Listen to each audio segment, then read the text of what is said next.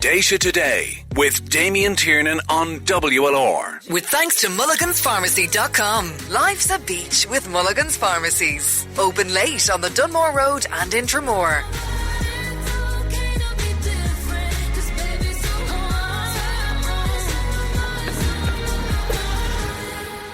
Good morning and welcome to the programme. Our text and WhatsApp number 083 3333 975 083 3333 975, or you can call Déise Today on 051 846 123. Audrey is waiting for your calls. We had a lot of response to our issues that we covered yesterday, the Anna Kriegel trial. If your child asked you how would you deal with it, Kieran O'Sullivan said, I wish someone would tell me how to deal with it as an adult. Very good point, Kieran. Melanie Heron has said, for 27 years we've been looking at what happens when children kill. Jamie Bulger and his murder. These children were older. They knew exactly what they were doing. They should have been tried as adult. How to handle a child asking about the case is easy. Thou shalt not kill. Sinead Coughlin-Murphy says, my 10-year-old is fascinated by the story. He heard from someone that 2 boys had killed a girl, and 1,000 questions later I've been having to hide the newspaper and any social media from him. I couldn't bring myself to tell him as he is too young. We're going to be talking to Brendan Howlin about teenagers accessing pornography later in the programme, and the issue of wedding guest lists. What to do if you don't want to invite someone to your wedding, or what to do if somebody won't come that should be there, stepdaughter, stepson, something like that. So let us know your experiences with that. Also, minimum pricing for alcohol. It seems to be working in Scotland, so why not here? And the latest on fundraising events taking place. Well done as well to Peter Queally and all who helped in West Waterford with the fundraising in Youghal recently with the Legends hurling match. And do you fully understand the condition of children with autism? If you meet a child who's autistic in public and issues that may arise with there, we're talking to one mother's experiences. Firstly, we're joined by Jim O'Brien, 14 years of age, and his dad Gus from Johns Park here in the city. Good morning, lads. Hello. Are you well? Gus, tell us about Jim and his problems when he was a young lad. Well, basically, Damien, they started nearly from birth, you know. I've letters and that from his doctor. By the time he was in first class, which would have made him, about 6-7 years of age, he was after having 150 prescriptions from the doctor, the bulk of them antibiotics. Now, if you take that as... And what was wrong? Jim, why were you such a chap like that, huh? You're here smiling. What do you remember about being a little child growing up now? You're 14 now, are you? Yeah, really, you'd have a bad pain in my nose and my throat, and then when we'd go to the doctors, my tonsils would always be inflamed, so they'd be out to Arkeen for the checkups. Then midway through first class, I think I finally got them done, and I was meant to get my adenoids done with them, but they were never done. Can you remember the pain when you were a young lad like that, or did it just become normal? At the start the pain was fairly bad, but then as I got a bit older, it kind of got more manageable. More manageable, yeah. Tell us again that number of visits to the doctor, or... There was...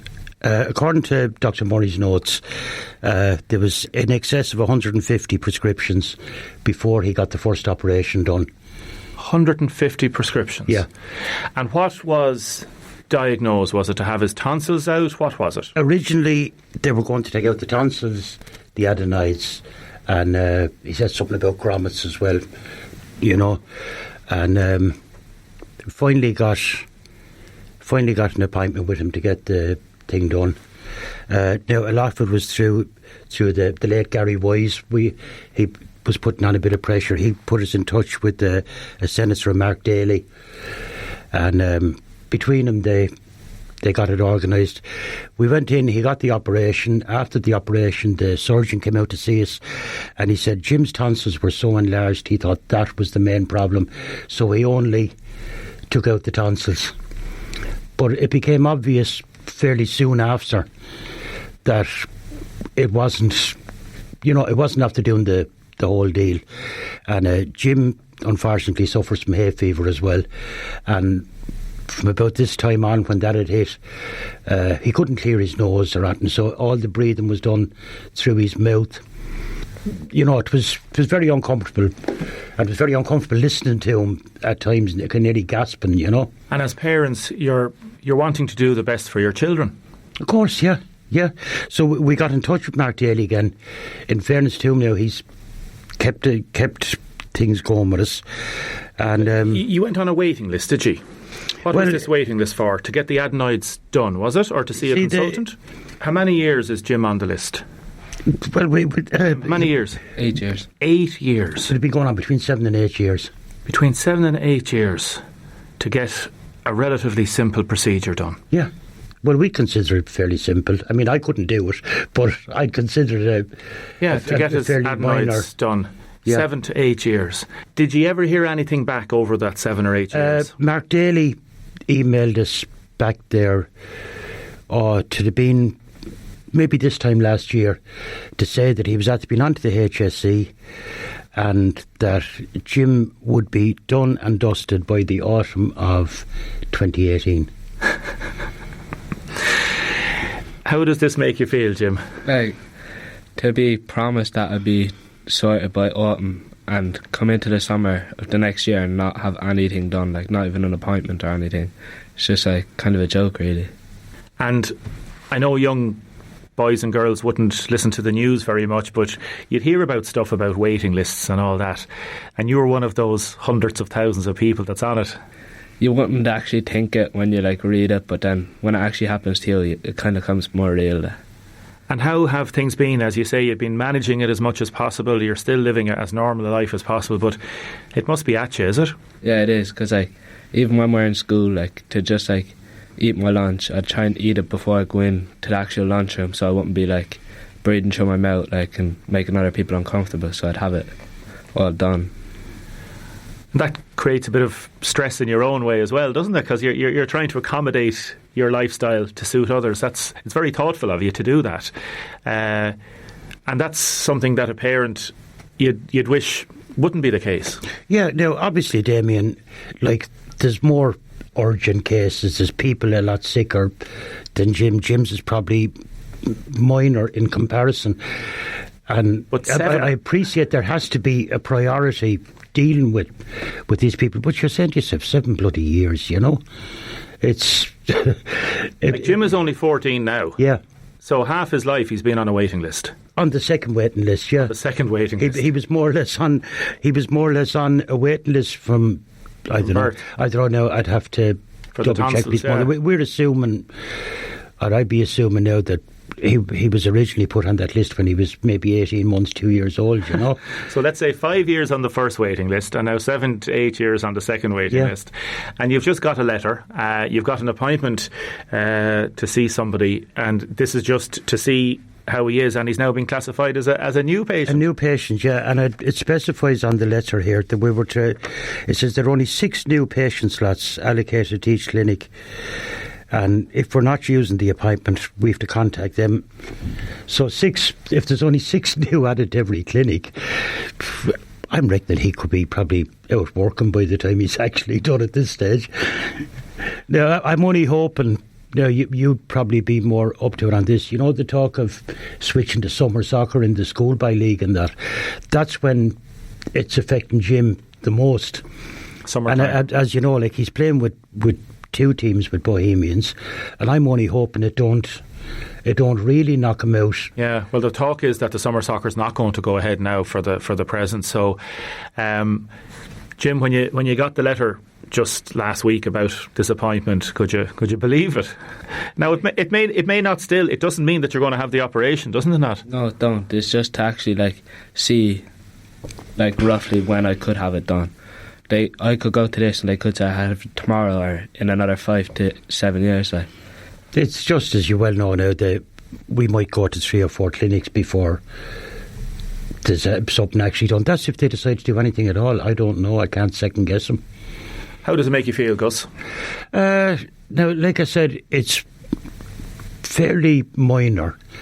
I'm kind of mad about the whole thing at this stage. You know, I mean, kids, especially your own kids, you want them 100% or as close to 100% as you can get them.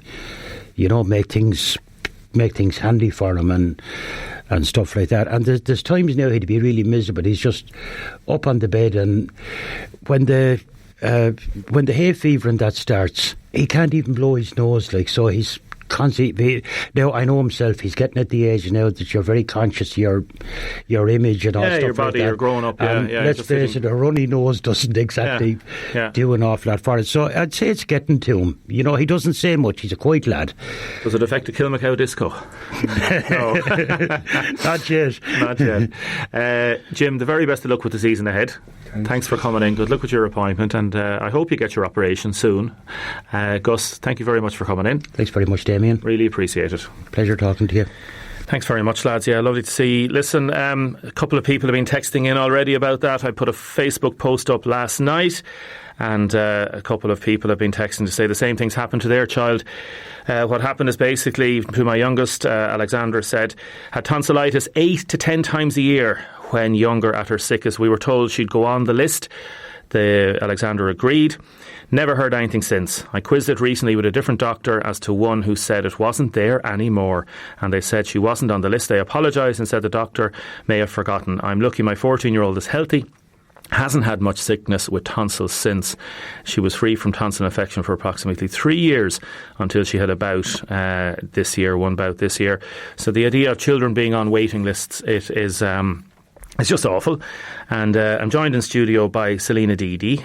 Good morning, Selena. Good morning, Damien. How are you? Good. Thanks her dad, for having us. Not at all. And her dad, John. We're going to be talking to you in a second about your situation, and I suppose the issues that you have regarding little Caden. Yes. Lovely little Caden. That's it. So we'll talk to you in a second.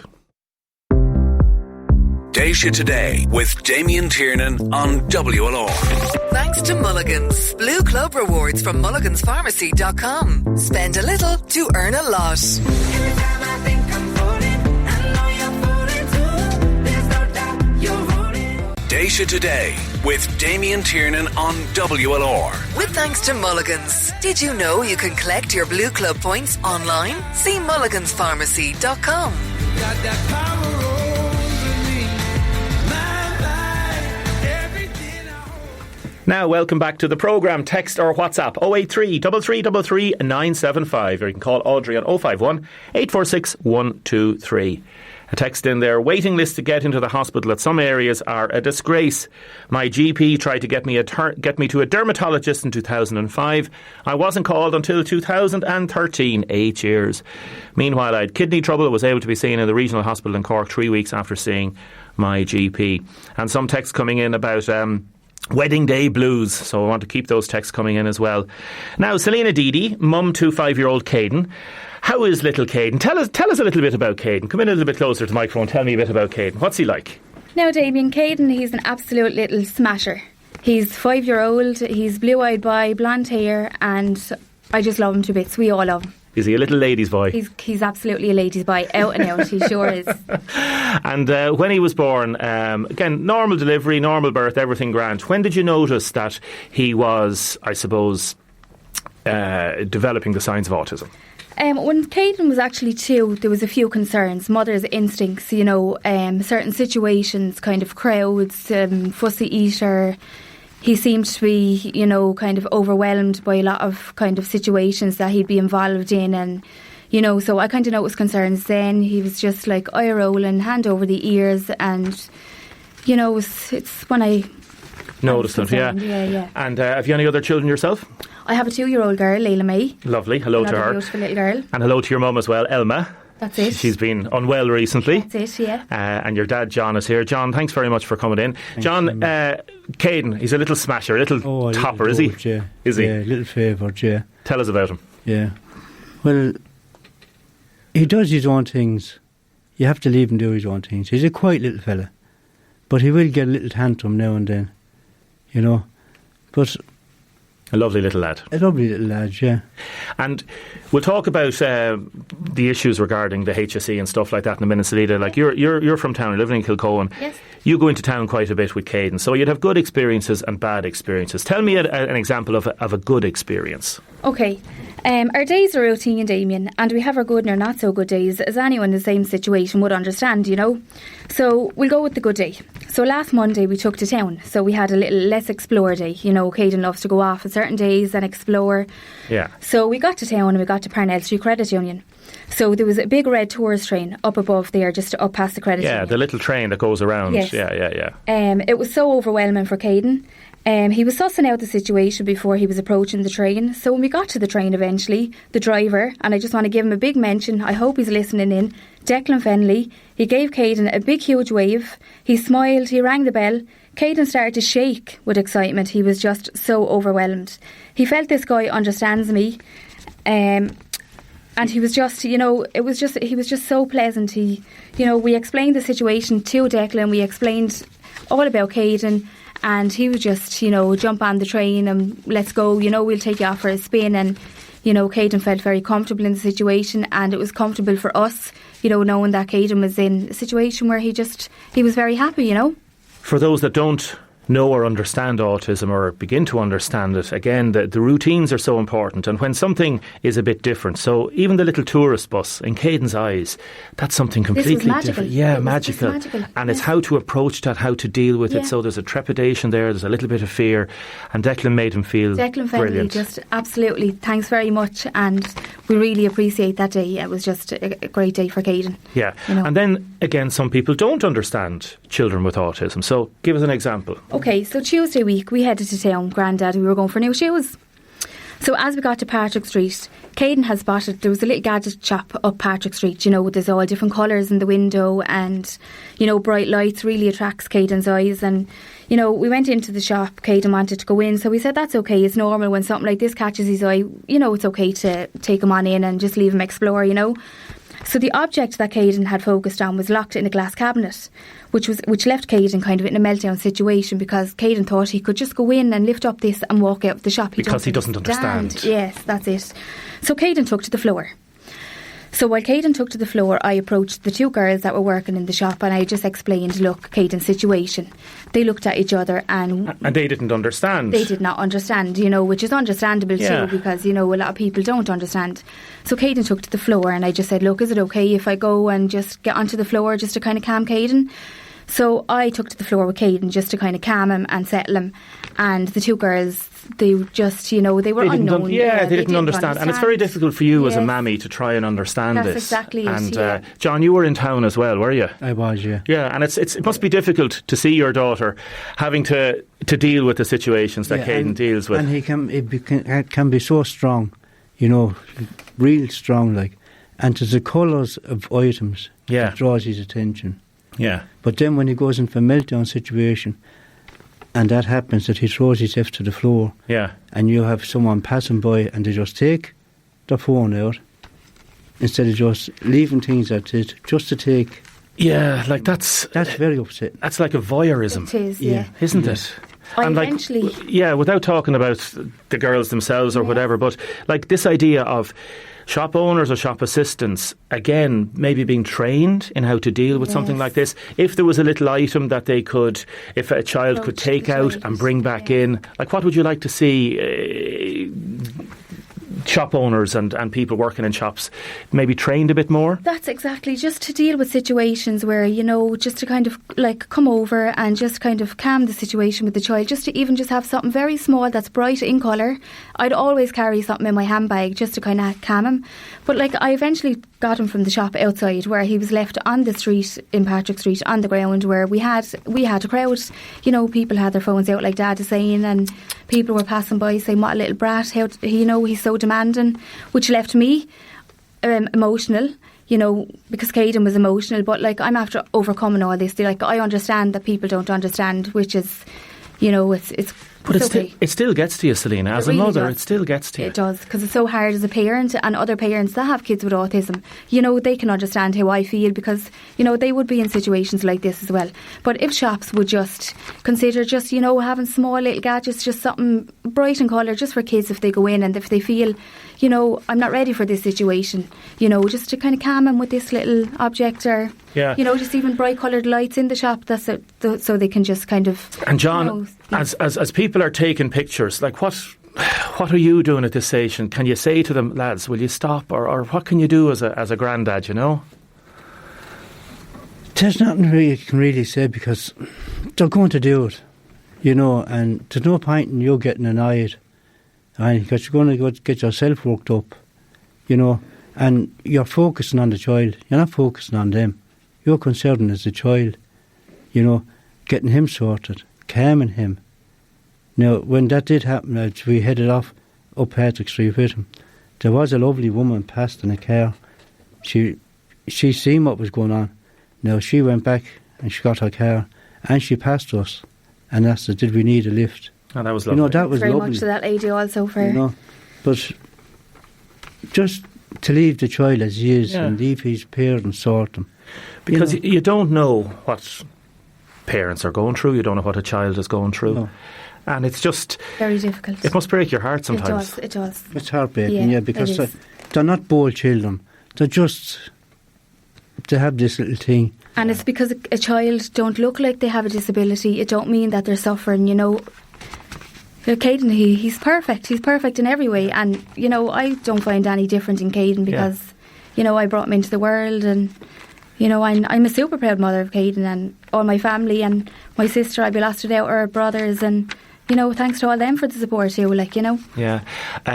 Tell us about him accessing the health services. How difficult is it? Okay, so Damien, 2 weeks ago, we received a call for a meeting with a health professional.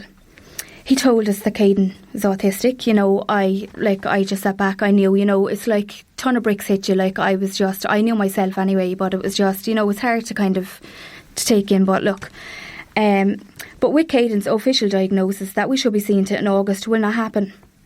As the service have failed to see this, like we could be looking at up to 3 years or more or longer for the diagnosis for Caden. You know, we're being pressurised into Caden doing his third year in preschool. You know, there's no need for it as, like, we want Caden to move on, have his education, just, you know, like every other child, like, and they just felt Caden wasn't, you know, ready for school, and where I feel he's my son and I want him to move on and have all the benefits of life. You know, I want him to go through life like any other child, and what he needs, you know, we hope he'll get. So we're going to keep fighting Damien and, you know, try and get this diagnosis.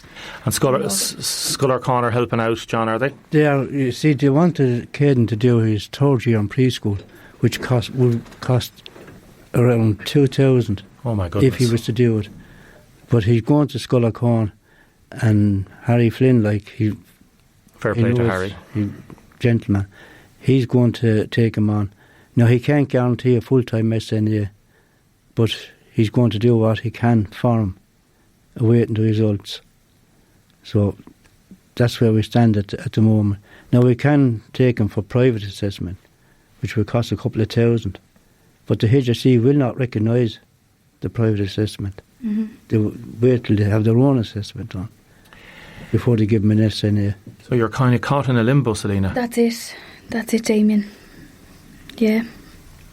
I mean, we referred at the age of 2, and the way things are looking, he'd be 7 or 8 by the time HSC will get to do a referral on him. It's 4 years on and we're still going around in circles with appointments, and, you know, it's just shambles, Damien. They're failing us in every way they can.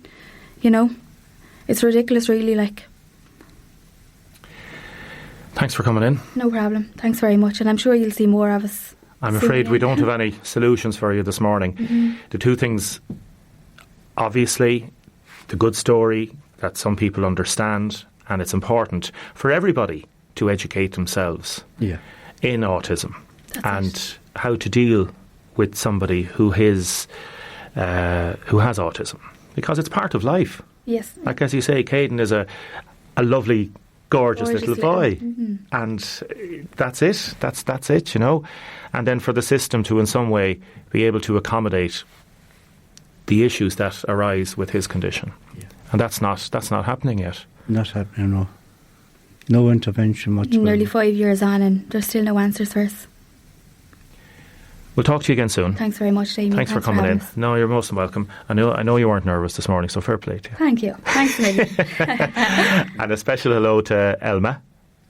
Is that right? Big shout out to my mum. Yeah, she was very unwell for a while and she's recovering and she's doing great. So hello, mum, and, you know, thanks very much for everything. And you do the best you can, and to everybody else that helps us along the way.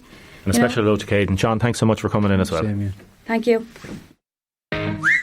It's a whole new conversation. Déise Today with Damien Tiernan on WLR. With thanks to Mulligan's Pharmacy. Over 60 years together. Thanks to you. Déise Today with Damien Tiernan on WLR. With thanks to Mulligan's. Did you know you can collect your Blue Club points online? See mulliganspharmacy.com. You got that power over me. My mind. Thank you very much to Selena and John there for telling us the story. Damien, some of the supermarkets in Dungarvan have autism-friendly evenings where there's no music or announcements. Maybe some more awareness needs to take place with shop employees, as there now seems to be a rise in the number of children with autism. Very good point there. Damien, we shopped in JD Sports in the City Square yesterday. I'd like to compliment the lovely staff, so helpful and pleasant to deal with in there.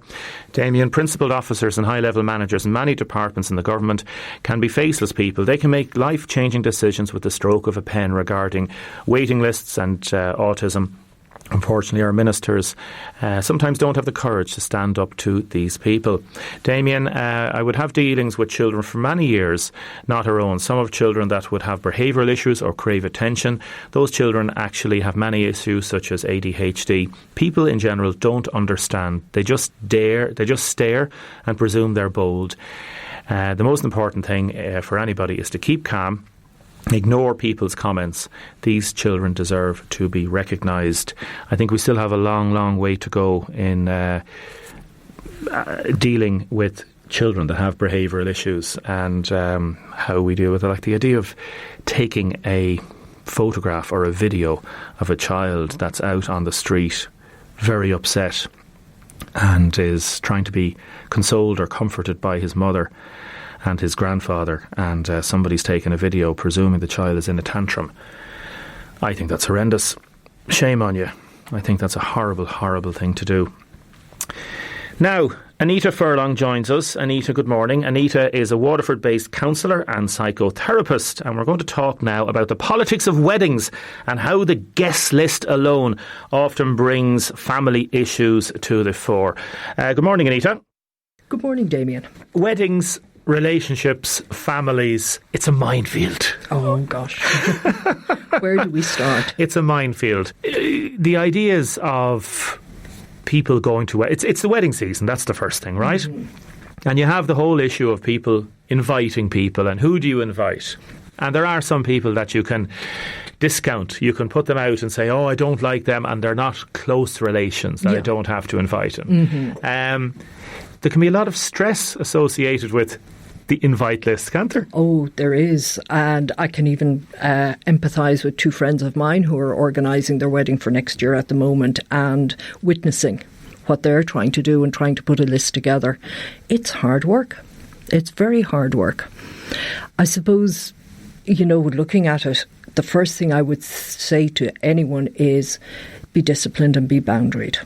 Decide what you want, mutual decision, and it could be a matter of nearly having to look at everyone individually and seeing yes or no. What about if, for example, a very close relation, your stepdaughter won't go to your wedding? So you'll say if 3 children, your former wife, and there's a non-acceptance there of a new partner in a relationship. And one of the children, let's say a stepdaughter, won't go to the wedding because she doesn't like the situation. This new relationship, this new situation. How do you deal with it? Or what advice would you have? Oh gosh, yeah, that's a tough one. I would think firstly, if she doesn't want to go, I don't think it's a good idea to force her. Or him or whoever, especially if we're talking about an adolescent. With a smaller child, it can be different. And a lot of that is going to be understanding what is it about. But you have to go back a bit then and see, well, what's the relationship of the child with the step-parent?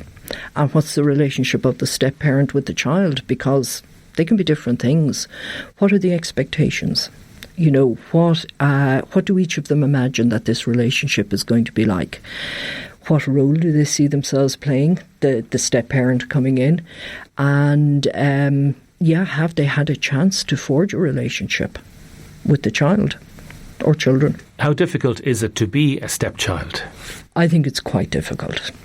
There can be a lot of confusion, and again, we're depending on age-wise for this. If the other biological parent is still in the picture, there could be actually, the child can feel very, very torn. Loyalty is very torn between, mother, stepmother. What place is this person going to take in my life? What do they expect?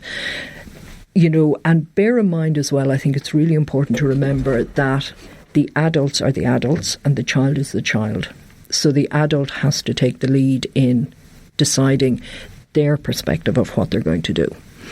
And to be realistic about that, if there's a biological parent already in the picture, you don't go in expecting to be a mother or a father. Let's say, for example, let's take two scenarios. If a couple separates, and if then individuals go off and have relationships of their own and they end up getting into a marriage situation, the child, now a teenager, let's say 14 or 15 years of age, he or she has created a certain amount of stability within his or her own mind to manage the situation. Yeah. And suddenly it's been maybe thrown into a new realm of confusion. Yeah.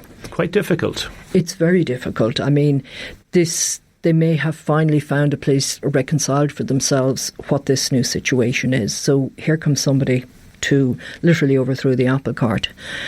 I think for any adult, so the new partner going into the situation, to first of all, with the other parent, the other biological parent, your partner, you sit down, you talk, okay, what's going on here? If we're introducing, I'm being introduced to your children, how are you introducing me? What are you going to say to them about my role in your life? What are you going to say to them about my role in their lives? And, what is that going to be for them? And then the person themselves may be having that conversation with them as well, so that it's clarified. Is it different then in the second scenario where one of the parents dies and the parent who has survived, father or mother, gets into another relationship? Is that a different scenario? It can be. Again, it's about, I suppose one of the things I'd be aware of that is with the child, they've lost a parent. And one of the big fears that's going to jump out is this person going to take my other parent away from me? Where's my role in this? Where do I belong in this new relationship?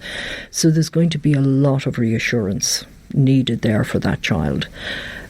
Whether they accept the new person as a parent or not, I think that's going to be so individual that, you don't know what are their needs, what are their wants, what's their age. If it's a small child, most certainly they'll probably be looking for a parent figure.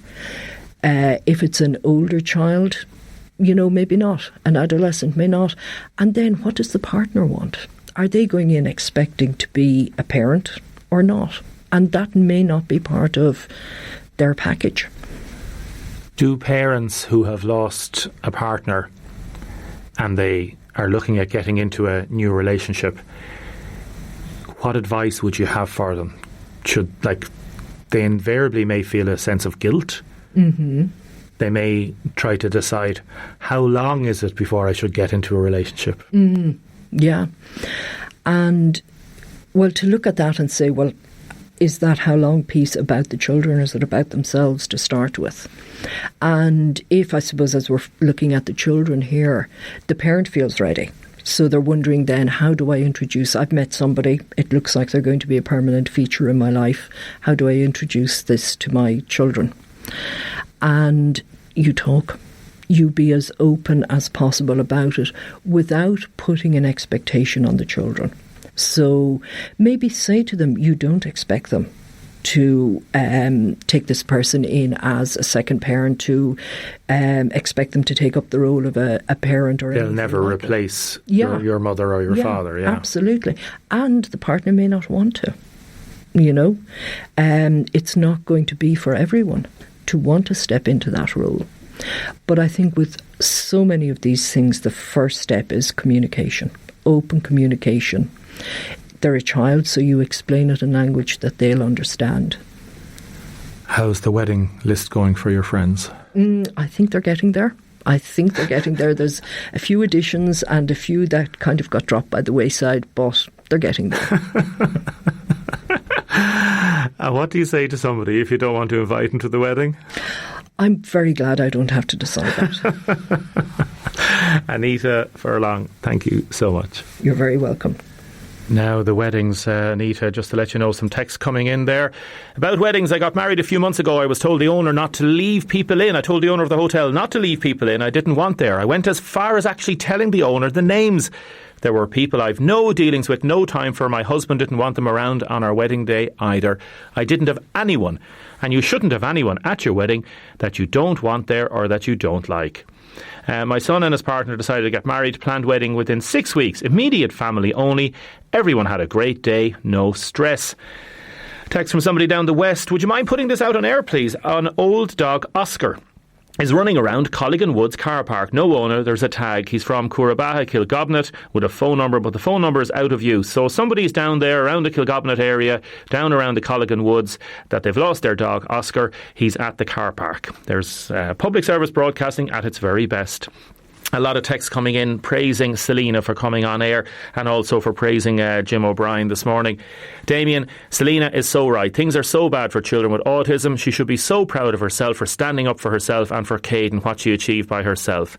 I'm an SAA. I work in autism unit, and even the children who've gotten a diagnosis are still waiting to use the facilities available to them because of the shortages in this area, and this lady works in the HSE. Hi Damien, I'm Caden's Aunt Clodagh. He's the most amazing, young, adorable child you could ever come across. I'm super proud of my sister this morning, as that was really hard for her to do. I'm behind her 100,000,000%, and for Caden, well done Selena, super proud of you. And Selena was very nervous this morning. I was joking with her. She was absolutely brilliant to come in this morning. She didn't sleep a wink last night worrying about this morning, but she wanted to do it to highlight the issues where good people do good things when there are issues like that. And we heard about the man who drives the train, the little tourist train. So anybody sees him today or over the weekend, tell him he's a great lad. And then obviously the bad things that people do, like taking a picture of somebody, a child who's suffering a fit or some kind of a torment. It's just horrendous. Hi Damien, the stores in the Butlerstown retail park are all autism friendly. That's very, very good to know. Suzanne has texted in to say, Damien, my son is 19. I brought him when he was 2 about speech and emotional and social skills into the system. It took 6 years, so it was 8 when he got his diagnosis of autism, so things haven't changed that much. But on the better side, when the right help comes, including a good SNA, it makes some difference. My son has just sat his full leaving cert and hopefully will be going to college in September. Suzanne, thank you very, very much for that. We are back with mathematics and Robert Boyle. Join the WLR conversation on Twitter using hashtag Déise Today. With thanks to mulliganspharmacy.com. Déise Today with Damien Tiernan on WLR. With thanks to mulliganspharmacy.com. Life's a beach with Mulligan's Pharmacies. Open late on the Dunmore Road and in Tramore.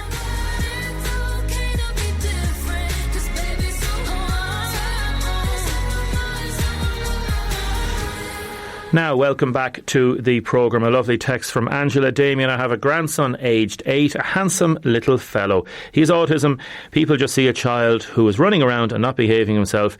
There is nothing to say. He's just a bit different. And Angela says he's a heart of gold, beautiful little boy. Special mention also to all organising the Dunmore East Festival of Food, Fish and Fun this weekend. A special mention to them. It's going to be a massive weekend in Dunmore. I have the brochure here in front of me, and there's a lot of things happening there in Dunmore. So the Dunmore East Festival of Food, Fish and Fun this weekend. Sheila Donegan, do you like a bit of fish? I do, yes. Have a bit of fish? Yeah, absolutely. Might head to Dunmore for the weekend. Oh, well. You never know. Sheila, you are the director of CalMast. You're organising the Robert Boyle Summer School. It's starting this evening and running until June 23rd. Tell us, what is CalMast out at WIT? CalMast is Waterford Institute of Technology STEM Engagement Centre. Our idea is that we want to encourage everybody, young and old, to become interested in science, technology, engineering and maths, and for them to realise how important STEM is in everybody's life from when they're very young to the very old. More and more we're living in a technological world. So it's important for people to understand why science and technology is important, and also the implications of science and technology in their lives. Who was Robert Boyle? He was a brainy old box, wasn't he? He was. He's Ireland's most famous scientist. People in school all over the world learn about Boyle's Law, but most people actually don't know that not only was he born in Ireland, he was actually born in County Waterford in Lismore. He was born in Lismore Castle. He planned his parents very well. His father was the richest man in Ireland and England, which allowed him to, I suppose, carry on his life passion of experiments, and he really laid the foundations of science as we know it, and experiments and what's known as the scientific method. What, in essence, did he discover, like Boyle's Law?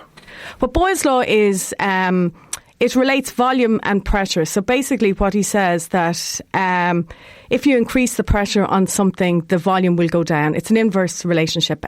People see it when they're on a plane. If you have a packet of crisps and it's kind of flat, when you take off, as you go up in the air, it'll expand and you'll see it'll get bigger. So it's an inverse relationship. And this was hundreds of years ago, so a lot of things we see around us now, we take for granted. And a lot of the scientific developments, they build on other developments and they build on all the principles and they incorporate things. But he is a cornerstone of modern science. That's how important he is. Absolutely. He was born in 1627. He was hugely influential in England and really all over the world. He was one of the founders of the Royal Society, which is the leading science institution in the world. He believed it was really important that experiments would be carried out, but that also he would write down them in great detail so that other people could verify them. And really that's what science is about now. But he was the first person to do that. And I know you do an awful lot of great work at WIT. I've covered a lot of stories with you over the last few years with CalMast. The idea of celebrating and commemorating and, I suppose, enjoying the legacy of Robert Boyle and combining it with modern day science techniques. What sort of things have you planned for the weekend? This weekend is going to be really exciting. The theme of the summer school this year is superhuman. We've all seen the cartoon characters and movie characters who have superhuman powers like Iron Man and the $6 Million Man. But science and technology is allowing that to happen now. So what we're doing in the summer school, we're exploring new ideas on science and technology, looking at how we can make people run faster, have higher IQ, but also there are lots of issues. Can you make us fly? No, not yet. Well, there's you can actually. These are certain things that we're going to be looking at. All the details are on our website, which is robertboyle.ie. Robertboyle.ie. You've got some great speakers: Professor Luke O'Neill, Professor Niall Moyna, regular speakers. People would know them on the radio and the telly. Really high calibre lineup. We're delighted to have such a fantastic range of presenters, and the themes we're going to look at, it's really varied, because not only are we looking at the science and technology, Luke O'Neill is going to talk about gene editing, where science now allows us to alter genes. So this can eradicate certain diseases that are caused by defects in the genes, which is fantastic. But there's also other issues and then it raises the whole moral and theological issues about is that right? Well, that's another thing we're going to be looking at. We're going to be looking at the ethics of these things, because these things, while they're fantastic, but also, should we be doing this? Also, it's going to be very expensive. So should these techniques only be available for rich people? There's a huge amount of ethical issues associated with it. So we're going to be looking at culture, history, but also the science and technology of the superhuman area. Do people need tickets to get in? They do. Tickets are on robertboyle.ie. We have a free event tonight. in the Tower Hotel at 7 o'clock, where we're going to be looking at superhumans in Irish mythology, like Cuchulainn, like Louis Loavada, and looking at science and technology and superhumans in Irish mythology. So that's Professor Henri Dupuer is going to be kicking off at 7 p.m. in the Tower Hotel. Who's your favourite superhuman? Gosh, that's a really hard question. Probably the $6 million man, because I'd love to be able to run that fast. Sheila Donegan from WIT from Calmas, thank you very much. And everybody can access that and the details online. We'll put some details up on our website as well. And well done and congratulations. Thanks very much. Hope you have a great weekend with it. Thanks very much. Déise Today with Damien Tiernan on WLR. With thanks to mulliganspharmacy.com. Life's a beach with Mulligan's Pharmacies. Open late on the Dunmore Road and in Tremore.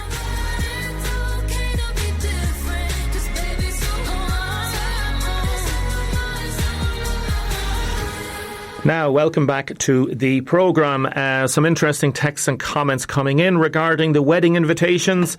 Damien, a wedding invitation is a bill coming in the door. That's another good, interesting topic. How much should you pay? How much should you give as a wedding present?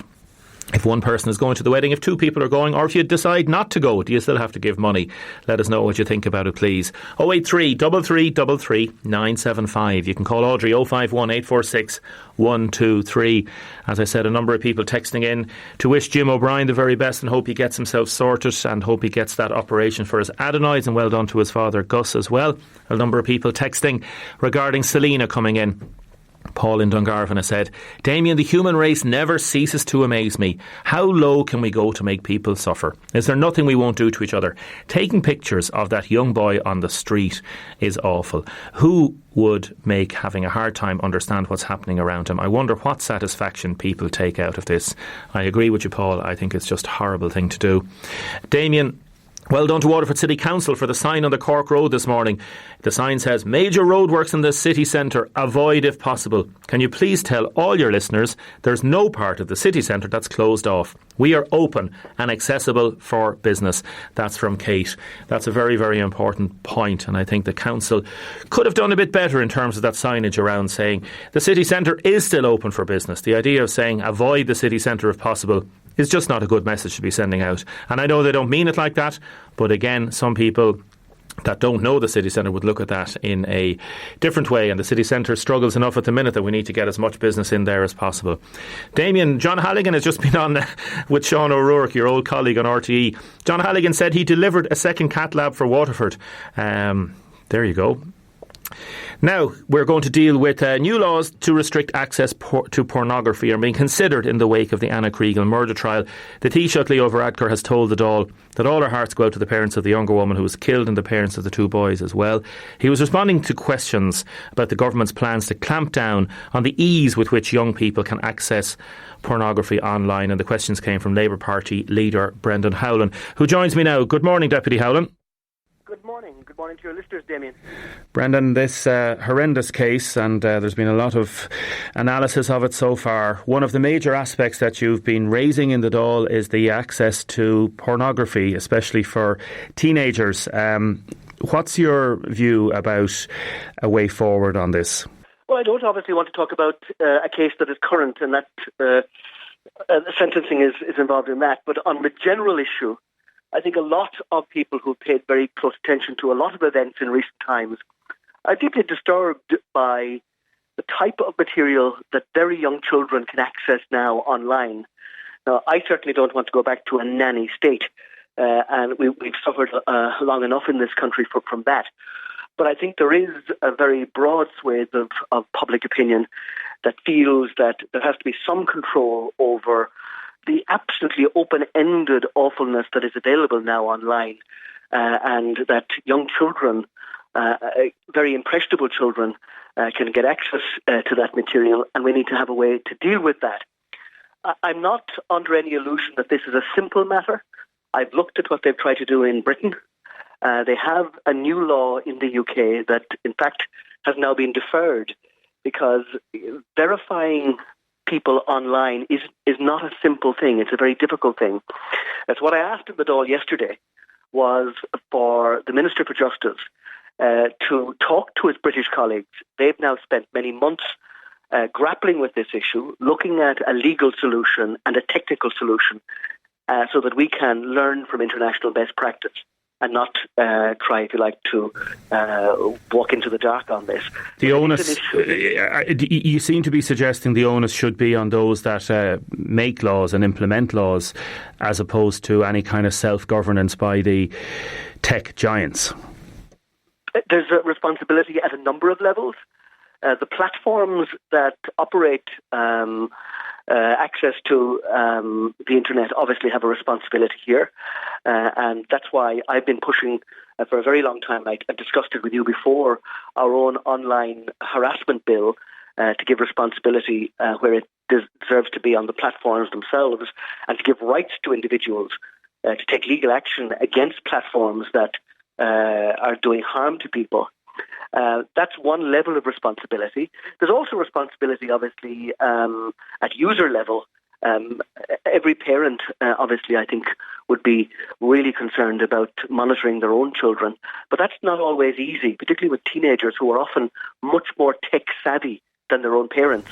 And apart from that, Deputy Howlin, the old adage that teenagers, especially young boys, will always access porn in some respect, whether it be the old dirty magazine off the top of the shelf or the old VHS, whatever it is. Some of the material that have been referenced in recent times is of a disturbing nature that would certainly, I think, be something that nobody would feel should be accessible, probably by anybody, much less by children. And the fact that phones are available to children and to young teenagers, do you think there's a general sexualisation of society and also a commodification of sexualisation?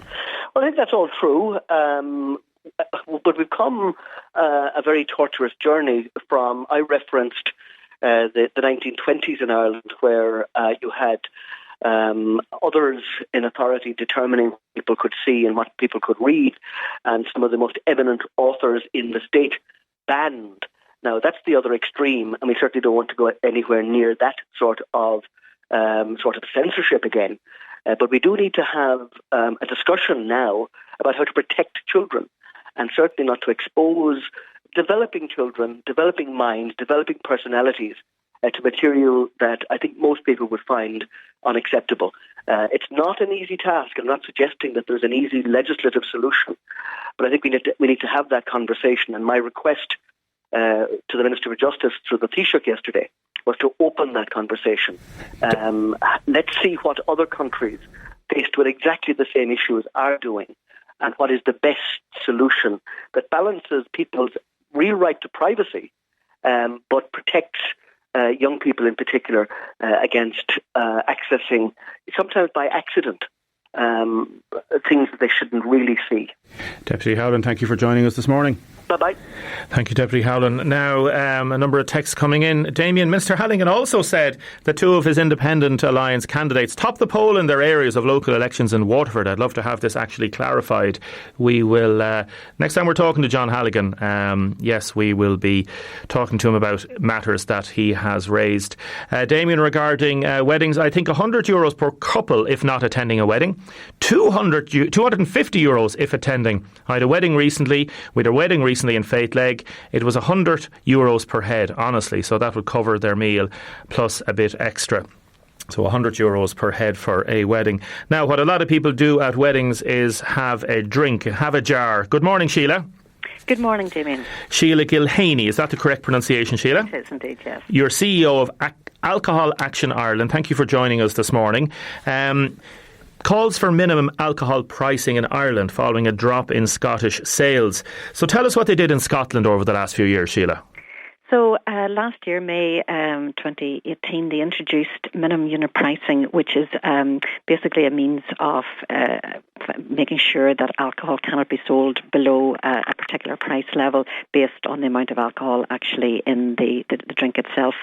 And we've just actually had a report from Scotland, from their monitoring authority body there, which has seen that the alcohol consumption over the last year has actually now dropped to its lowest level in 24 years in Scotland. It actually dropped by 3%, and in the same period, actually looking at what was going on in England and Wales, it went up by 2% there. So, given that this is actually figures for the whole of 2018 and minimum unit pricing only came in actually, part of the way through, it's the first, though, strong positive indicator that actually introducing minimum unit pricing does have an effect on alcohol consumption. And Minister Simon Harris has talked about this, and yet he hasn't yet started introducing this part of the Act. Is that right? Yes. So the Act was passed, the Ireland Public Health Alcohol Act was passed last October.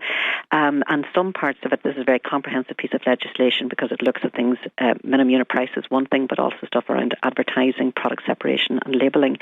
Obviously, we really strongly welcome this, but we are very keen to see that all parts of the Alcohol Act are fully implemented, and this would of course include the minimum unit pricing measure, which is part and parcel of the Alcohol Act here in Ireland. When do you think it's going to happen, Sheila? Well, we haven't been given an indication on this, and we're strongly calling for Minister Harris to make this happen as soon as possible. My understanding is that what has been causing a bit of a delay is that originally the legislation hoped to have it introduced both north and south of the border at the same time.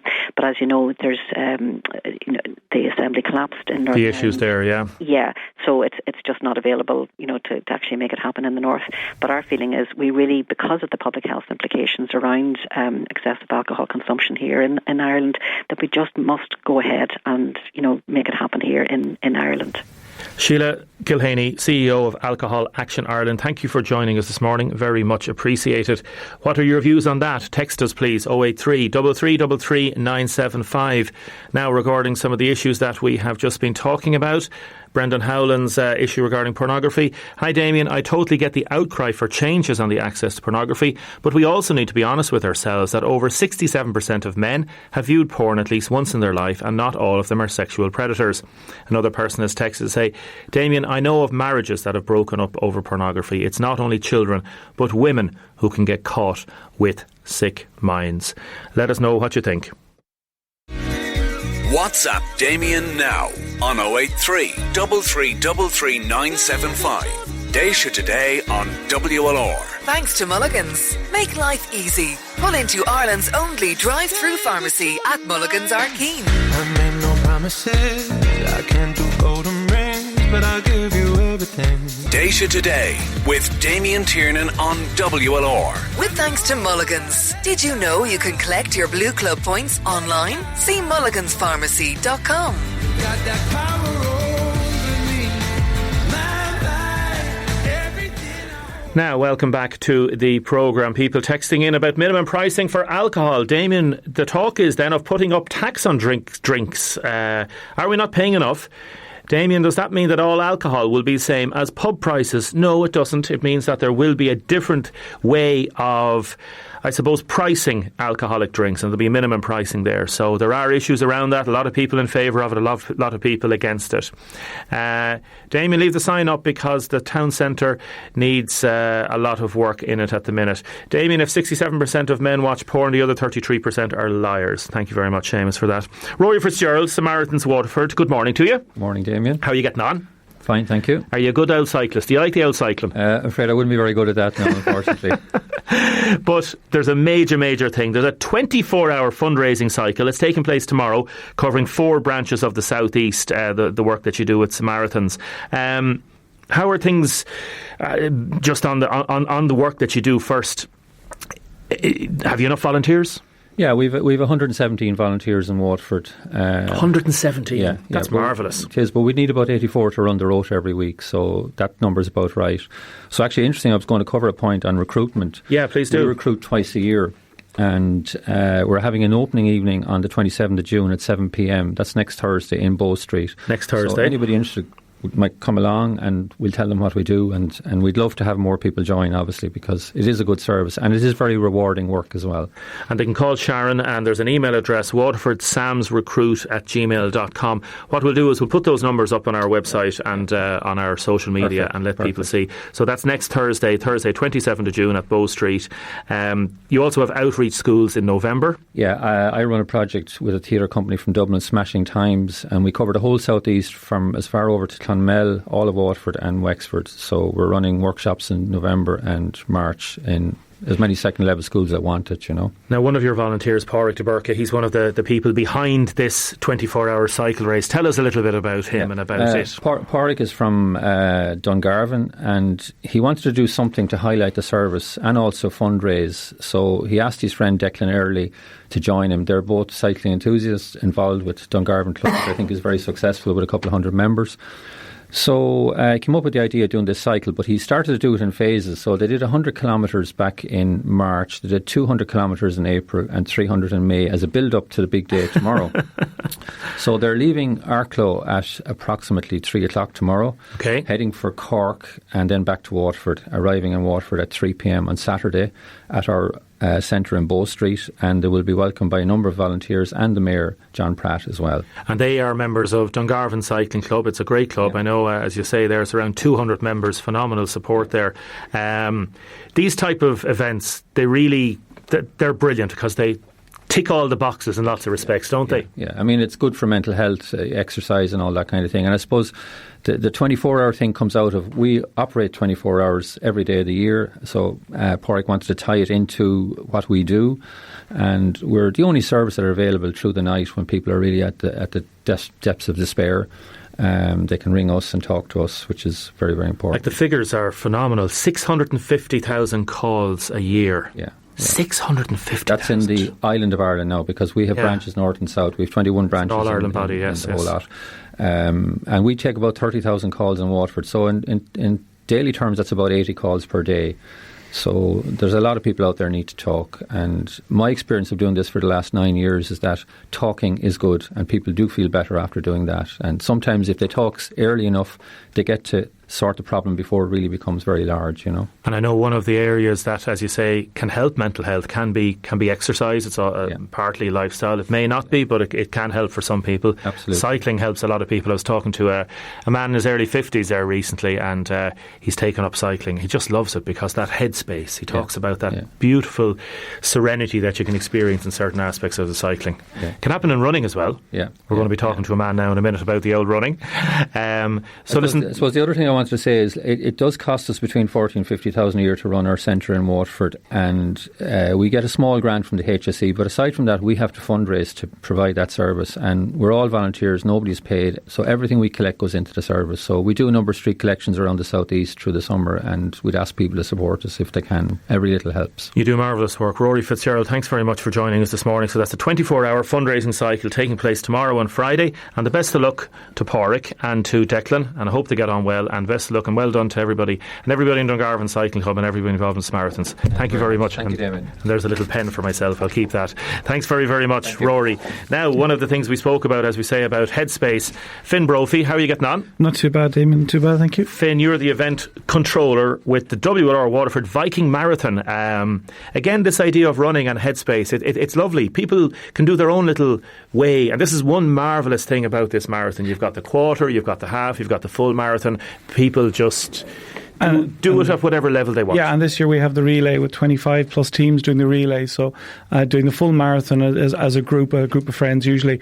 The marathon's a wonderful event, brings over 2,500 people to Waterford City to see our wonderful city, the quays, and now obviously the Greenway and the TFMR Bridge. So it highlights the best of Waterford City and provides a wonderful amenity for participants to engage in a marathon in the southeast.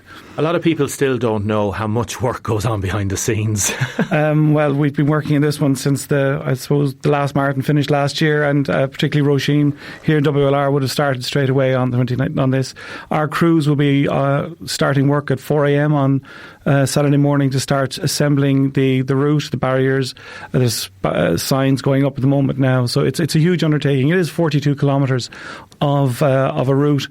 and in that involves lots of road closures, but they're only temporary, and building of ramps. We've now built a purpose-built ramp from the bypass onto the Greenway to allow to future-proof the event. I've heard that. That's great. That's excellent, yeah. And then like even water stops. I know a lot of soccer clubs and sports clubs involved in helping out with water stops and all those things that go on. We're completely indebted to our volunteers and the work that they do. We've about 8 water stops which have to be manned for the full length of the event.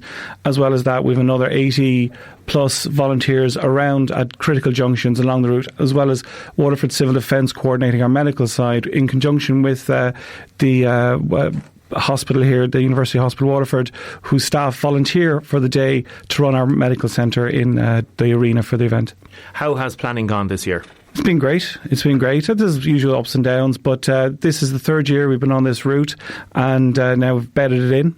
It's working. This route is working. It does work, and from my point of view, from a logistical point of view and a safety point of view, it's a very good route. It's flat, it's scenic, and at the same time, it gets for a large amount of the route, we're off public roads, we're on the Greenway, and we're on small roads, but mainly on the Greenway, which allows us to highlight the Greenway as a route, but also keeps the runners safe. They're away from live traffic. You'd see every Saturday people running on the roads, but we would like to keep them off the roads as much as possible. At this late stage, any particular notifications for people in terms of picking up registrations, dropping bags, anything that they need to know? The registration's on Friday in WIT Arena, and if they have any queries about that, they should contact the event through the website. It's only a one-day registration. One-day registration Very this year. important, because other times there have been 1.5 days. Yeah, and I think what we've discovered over the years, the one-day registration is much, much better. People are clued in and they know when to come in and get their stuff. And in terms of dropping off stuff on the day itself or getting buses here and there, and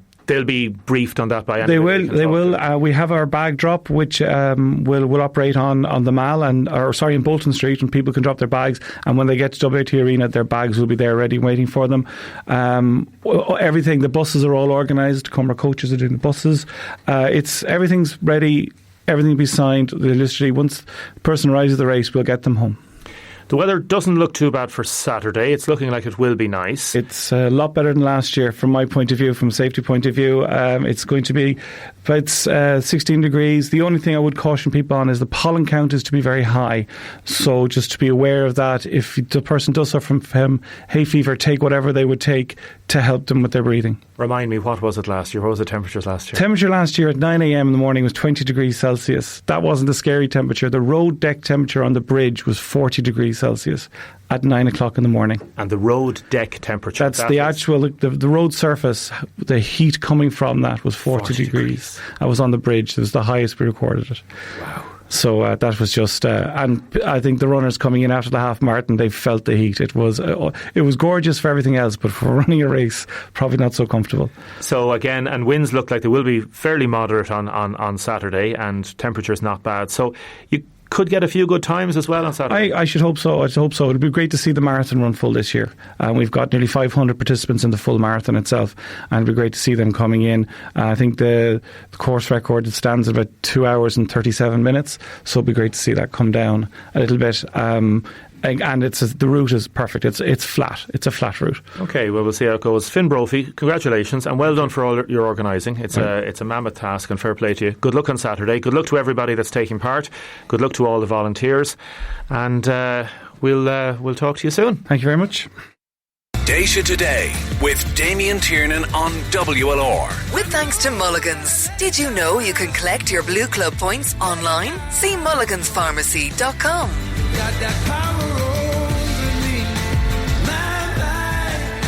Déise Today with Damien Tiernan on WLR. With thanks to mulliganspharmacy.com. Life's a beach with Mulligan's Pharmacies. Open late on the Dunmore Road and in Tremore.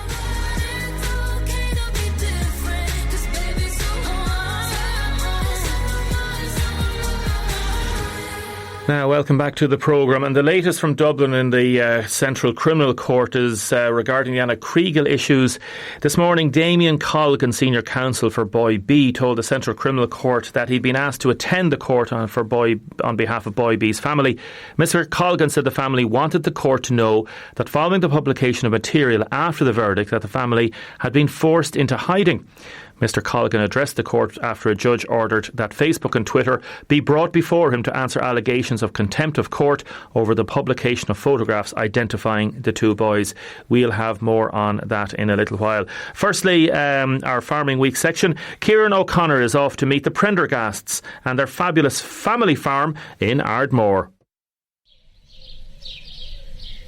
My Farming Week, a Déise Today special on WLR. With thanks to the Southeast's leading agri-business advisors, PwC Waterford. Well, thanks, Damien, and hello and welcome to My Farming Week with me, Kieran O'Connor. Well, all this week I'm on the road across Waterford speaking to the people who make their living from the farm. Well, this morning I'm out in Ardmore to meet the Prendergast family, well known in the agri sector as agricultural contractors, tillage farmers, more recently involved in the dairy sector, and also, of course, on the GA scene as well. And first of all, I got a chance to talk to Pat Prendergast himself. Pat, he got involved in the agricultural game a long time ago. Yeah, surely, Kieran. Back in 1962 I got into it with my father. Started cutting the first bit of silage with a single chop. And at that time, obviously, silage was only starting out. Was it difficult to get your dad's backing? Did you see the potential of getting involved as a contractor at that time in silage? Yeah, it was hard enough to get involved because no one was probably not making 4 or 5 or 6 acres was the most fellas would make that time. And can you remember your first customer as such? Oh, I can, yeah, quite vividly. We're still trucking away with the same customers that I started with. Yeah. And that time, as you say, working with the same customers. Yeah. And who was involved with you? Obviously, you needed a team of people to... John was involved with me. Your brother, John? There was a chap working for us, William Mulcahy, right. He was working for us. And at that time, cutting 5 acres, how long would it take? You'd be lucky to get through it in the day. My God. Yeah. You've seen some change over the years. Oh my God. 70, 80, 100 acres a day now is no... Well... Right. It's not a big... Obviously, it was a slow progress, and you were a young man, and before your sons came along and got involved, you obviously expanded into tillage farming. Tillage was always your game, really, wasn't it? You preferred the tillage sector. The father was involved in tillage. He'd be growing a few acres of beet for the Mallow sugar beet factory. Right. And he'd have a few acres of barley. Right. And a few cows. And, of course, your brother Jay and John are also involved? Yeah, Jay was involved for a few years, and he got going on his own, then he went his own separate way, and John was involved with us all down through the So years. the machinery that time, when you look back on it, it was so primitive, it all took so long, but my God, the long days and the long hours must have been cruel to actually get through a huge acreage. It was, I suppose, Kieran, but like the hours weren't as long as what they're probably now. There's more hours going into That's it amazing, now. yeah. It is, yeah. And of course, that time, as you say, you'd go into a farm doing your job, and it could take you a couple of days, before you'd finish the harvest. To be only a few acres, like, really. And indeed, going into farmer yards that time, it was a big thing when the silage season was on, and there was meals going on, and really you had to become part of the family for that 3 or 4 or 5 days. Oh yeah, you were well looked after at that stage, and fairly well looked after all the time. And were you mainly concentrating in the Grange Ardmore area as your template, or were you going further afield? At that time we were, but just to that extending out now to the neighbouring whole parish anyway, right, into Ring. And of course the GA was always part of your life, Pat, growing up, and your dad before you, Ardmore GA. Yeah, sure, Ardmore GA was... He'd go anywhere for a match, or the whole lot would have to stop if Ardmore were playing anywhere, or even Waterford. Right. And you were involved yourself as a player and a mentor, and you must have been thrilled when the lads came involved, first of all, to be helping on the farm, and secondly, of course, to get so involved in the GA. Yeah, I was delighted to in the GA, as long as there was a kick in me, I kept playing it, and I got a good run. I got a senior county medal out of it anyway. And that was probably the highlight of your career. You won your junior hurling, but a senior football medal with Ardmore that day with a great team, with the Hennessy's and the Conways. Yeah, we had a good old team at that time, like. But I'd say finishing off with the lads when they won the junior All Ireland. Yeah. That was a special day. Better than all the medals I got anyway. Of course, Jay, you mentioned we can't go on with saying Jay, of course, won All Ireland titles in the ploughing. But that day in Croke Park, Ardmore, the club that you were your dad before yourself and now having sons involved, winning the All Ireland final in Croke Park, a special day. You'll never forget it. Never forget it as long as I live anyway. And the Jay really is very much part of the Ardmore community, like the Jay grounds and the facilities down there. It's the hub of the community in Ardmore. Surely, and the lads are all involved in it now, and for another generation coming up are going down there playing and training. Pat, going back to the contracting, we just mentioned before we came on air, the sugar beet was such a part of your business and a lot of people involved in tillage. It was a great crop and a great way to mix with growing cereals. That was a huge blow for everyone involved in the contracting. It was, Kieran, it was a big loss at the time because there was a few pounds at that time to be made out of the beet, and fell out 4 or 5 acres of it. And we got involved, we got a beet harvester then after a few years. It took the work out of the beet for a while. And of course, you're still very much involved yourself, Pat. Oh, yeah, I'm still semi-retired. Yeah, I'm still doing a bit anyway. Right, yeah. And as long as I can keep out. It's amazing, and I've seen it on farms in particular. And particularly, I think you stand out yourself, your 2 brothers, and now your 3 sons. It's unbelievable. The 6 working together, all in one unit. Yeah. Sure, it's great that we can all pull together. Fantastic. And it's a great tribute. Jay winning All Ireland, I better not forget that. That's what I'm saying. You've pulled the All Ireland medals, and of course the 2 lads playing and winning Munster medals and indeed national medals as well, playing for the Waffle Hurler, Seamus and Declan. At the time, we thought winning a Munster medal was the be all and the end all. Yes. But if they could have got that one senior All Ireland with Waterford, but you knocked great time out of yourself and Mary going around to all the matches. Great kick out of it. Now we're turning to the 2 lads. We're joined to 2 of the lads. We've Pat and Declan.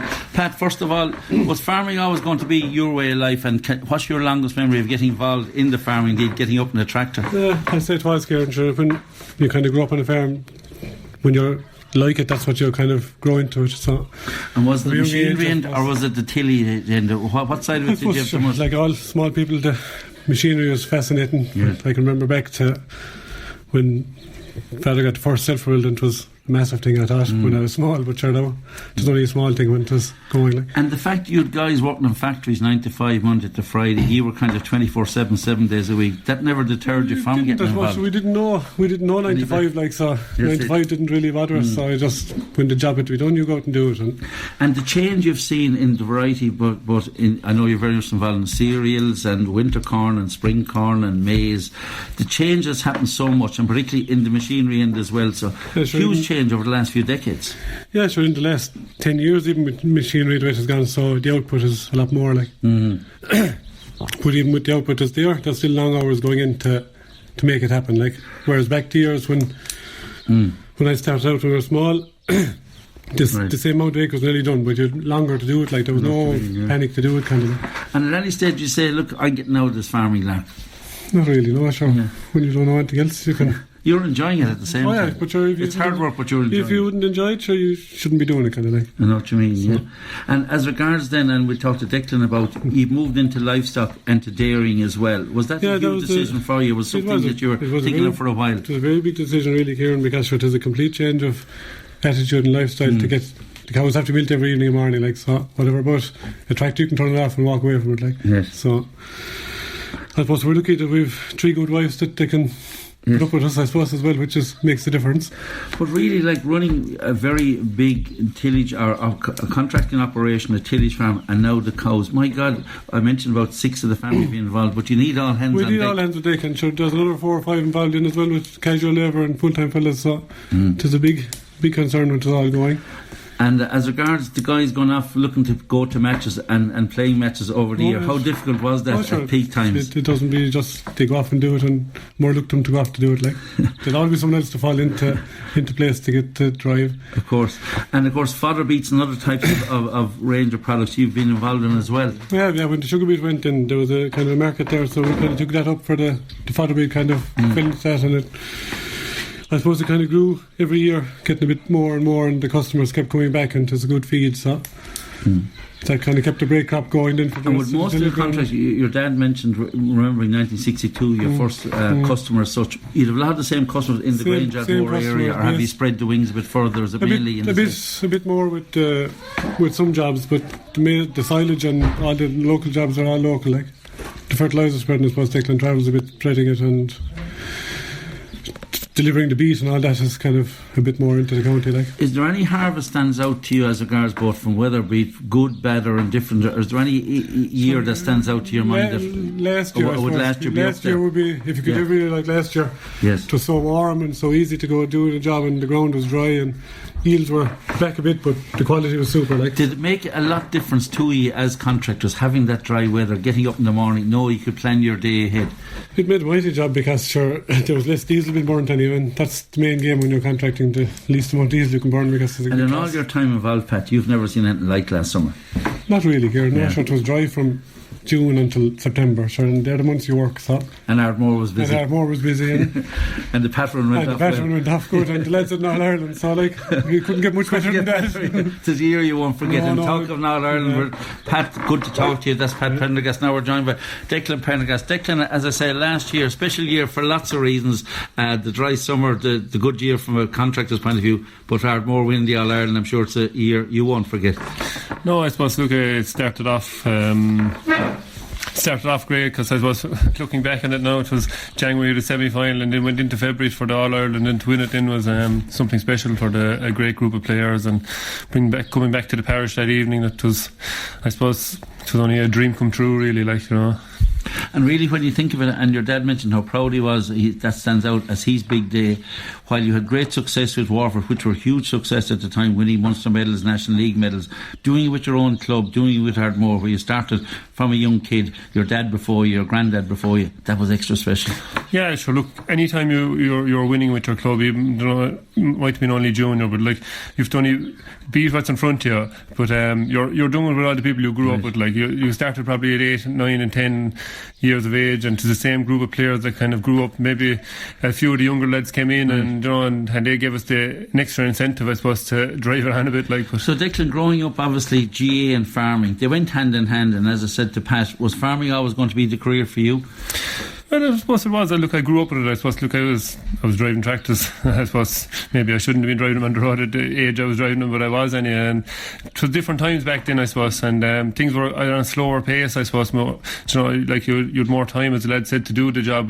Now, I suppose farming has kind of gone on a faster pace, and things have to be done a lot quicker. And I suppose machinery's after getting that bit better too. Like, and, you know, things just. That's the way things are changing. I was speaking to Kieran Cotter recently, when he mentioned to me the guts of $500,000 involved in equipment. I was really staggered, like the investment that you have in your silage machinery, in your tractors, in your trailers, all the machinery you have, and yet it's so seasonal. Yeah, sure. Look, I suppose you've at the silage, you've a busy 3 weeks. I suppose in the last maybe 2 weeks of May and the first week of June, those 3 weeks are the busiest weeks, I suppose, you'll have during the year on the silage. Like, and that's the biggest investment between the loader and the silage harvest, the tractors and trailers and all.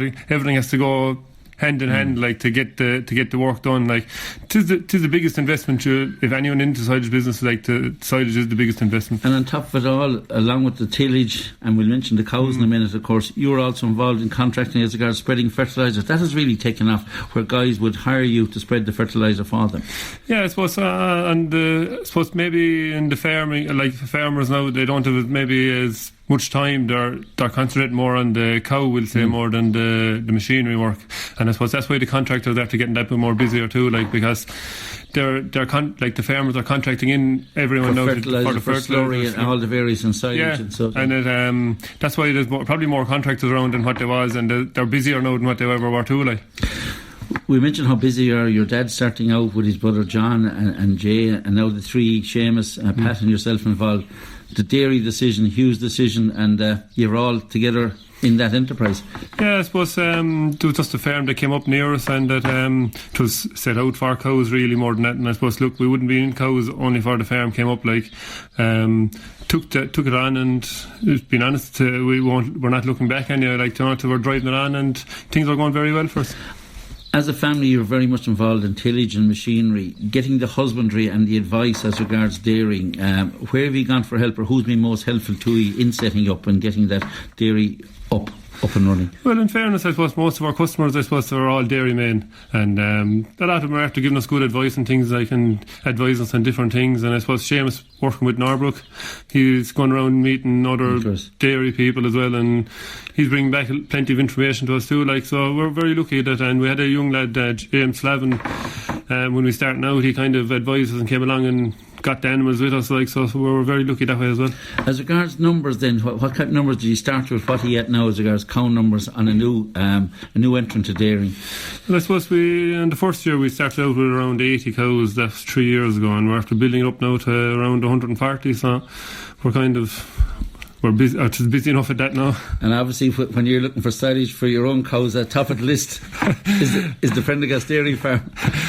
Most of the time, yeah, but we're not too bad now. We've been in there with a couple of weeks, so we've springtime, obviously hectic. You're busy ploughing. You're busy in the contracting end, and then on top of that, you've calves coming on top of it all. How have you handled that period, particularly the busy spring? Well, yeah, spring is a busy time on all farms, but I suppose in the last couple of calvings now, we're after probably selling most of the calves. We didn't rear them, like, but just this past season now we're after rearing maybe a quarter of them, like, so. There's a bit extra work, but we have a full-time milker with us, like, so we're not too bad on the milking side of things. So. And obviously you're spring calving, so you'll be drying off in the autumn as well. Yeah, well, in the last few years we didn't dry off that soon now, but we're after for the coming season now we probably will, because we've probably that much more numbers. With all the activity going on here, the contracting, the silage contracting, the tillage contracting, the tillage farming yourselves, the dairy farm, downtime for you as regards getting time off. Indeed, Pat mentioned about your wives and you all have young kids coming through. Downtime, how difficult is it, or how do you manage that? I suppose, yeah. I suppose with all the businesses we've going, I suppose it's very hard to get downtime. But we maybe December, January would be a quieter time for us. Like, so Christmas is a good time on the Prendergast household. Yeah, I suppose we have to give our time for family too. You know, like it's hard when children you have to be around when they're young too, because if you don't be around when they're young, you won't be around at all. So. And the long hours, of course, as well in your normal days. Yeah, like I suppose the summertime, I suppose. I know you have the long daylight hours, like, but they're your longest days, I suppose. Like, you know, when it comes to the autumn time and probably the early spring. So for people listening to us, Declan, not involved in farming, on a busy day, say during the peak, and we are in that now with the cows at full peak, and also from a contracting and cutting silage. What type of day could you start at, and what type of day would you finish at?